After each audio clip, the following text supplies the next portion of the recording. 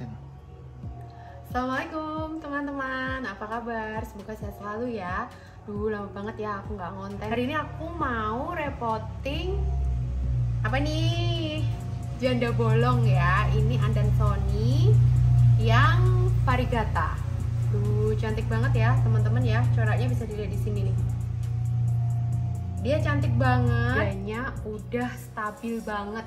Mumpung harganya stabil, teman-teman wajib punya Andan Sony Varigata ini. Secantik ini loh. Nah, karena ini kemarin baru dapat lelangan ya, potnya masih kecil.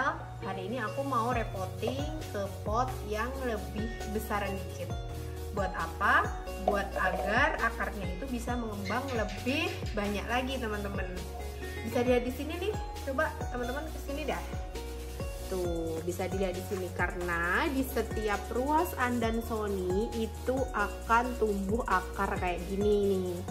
Nah, kalau teman-teman nggak usah khawatir kalau baru beli bunga, asalkan dia tetap ada tunas baru seperti ini, itu tandanya akarnya udah aktif. Jadi nggak perlu takut, tapi harus sabar ya, karena tunas ini muncul juga nggak tiba-tiba ya, butuh waktu beberapa hari. Cuman kalau jenis Andan Sony ini dia cepet banget tumbuhnya, makanya aku suka banget.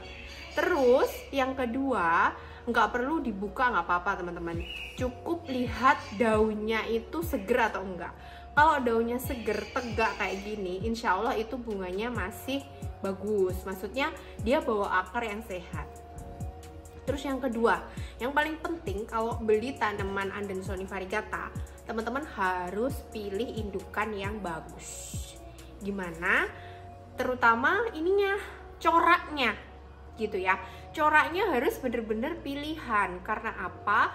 Karena nyesel banget kalau teman-teman beli cuman coraknya hanya seuprit-seuprit gitu. Dulu aku pernah beli itu coraknya hanya segaris, karena dulu kan mahal banget ya. Nah, itu hasilnya juga nggak memuaskan gitu, nggak secantik seperti ini. Nah, karena sekarang harganya udah murah, makanya aku beli lagi dan pilih corak yang secakep ini. Oke, ikutin aku yuk buat reporting Andan Sony Varigata. Nah, apa aja yang harus kita siapin buat reporting janda bolong Varigata ini? Yang pertama, yang paling penting kita harus punya pot ya. Kita punya pot yang bagus itu adalah yang ada lubangnya di bawah. Jadi harus dicek dulu lubangnya aman atau enggak. Kalau potnya bekas seperti pot punya aku, itu aku cuci dengan bersih ya teman-teman ya. Aku cuci pakai sabun cuci piring, lalu sampai kering, sampai bersih, baru bisa dipakai gitu. Terus untuk yang kedua yang perlu kita siapin di sini ada media tanam.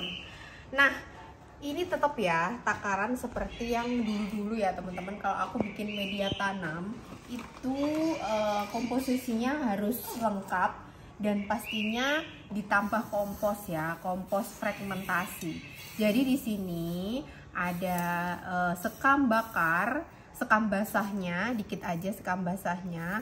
Lalu ada andam ya, ini cacahan daun-daun kering. Ini aku pakai daun bambu. Lalu di sini ada pakis cacah ya, ini pakis cacah, batang pakis yang udah dicacah-cacah ya. Lalu di sini ada sekam yang udah dibakar yang hitam-hitam ini teman-teman. Terus ada, nah ini ada pasir malang ya. Pasir malang itu bukan pasir yang biasa ya, dia agak besar-besar gitu. Ini wajib ada karena dia akan poros gitu ya. Kalau dia dikasih air, disiram, dia nggak akan mengendap di potnya. Jadi dia cepat kering, di akar tidak mudah busuk. Begitu ya. Terus apa lagi ya? Terus ada pupuk fragmentasi ya teman-teman ya. Aku kasih pupuk fragmentasi. Teman-teman bisa beli di tempat-tempat toko pertanian. Nih bekasnya daun-daun bambu ya teman-teman ya. Daun bambu dicacah-cacah kayak gitu. Terus untuk perbandingannya ya 20-20-20 gitu aja ya teman-teman ya, intinya sama rata. Kita bongkar ya, kita lihat akar dalamnya oke apa enggak.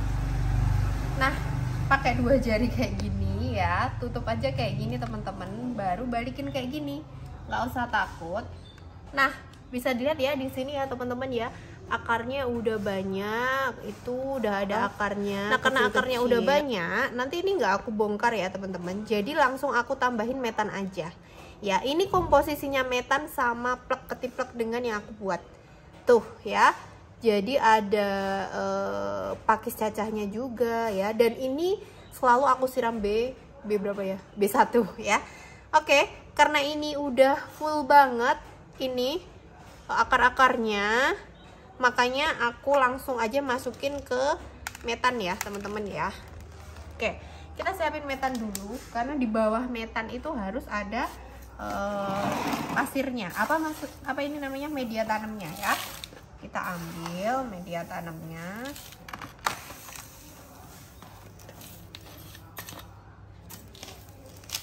Oke, kira-kira perkiraan aja ya, udah perkiraan segini. Nah, nanti akar yang ini itu harus ketimbun ya teman-teman ya. Udah seperti ini sampai segini ya. Terus kita taruh tengah-tengah aja ya, kita taruh tengah-tengah aja, pelan-pelan letaknya. Nah, perkiraan sudah oke, ini nanti bisa ketimbun sampai sini. Nah, ini baru pas, ya. Ini aku ambilin untuk lumutnya ya, karena rumputnya udah tua ya, mending kita ambil aja, nggak apa-apa. Kalau nggak diambil juga nggak apa-apa, dia sama aja jadi kompos kompos organik ya, karena dia berasal dari tanaman. Udah kita letakkan di tengah-tengah, baru kita tutup.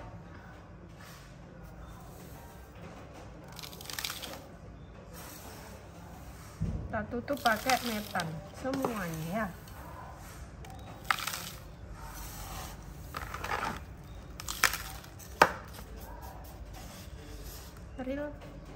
Teman-teman, kalau udah seperti ini ya, udah penuh, kita ketok-ketok kayak gini ya, ketok-ketok aja. Biar apa? Biar volume yang ada di samping-sampingnya itu terisi media tanam ya. Kalau kurang tengah, kita agak tengahin, nggak apa-apa ya, biar lebih presisi.